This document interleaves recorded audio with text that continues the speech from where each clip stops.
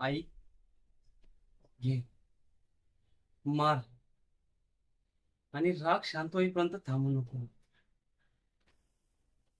आई, म्हणून तुझं रागवणं साहजिक आहे. पण मी जे काही केलं ते मुद्दाम नाही केलं आहे. त्यामागे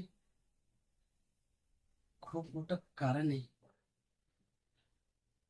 मी क्षमा कराय मला. मी ते कारण तुला सांगू शकत नाही. मी माझ्या काळजावर खूप मोठा दगड ठेवलाय.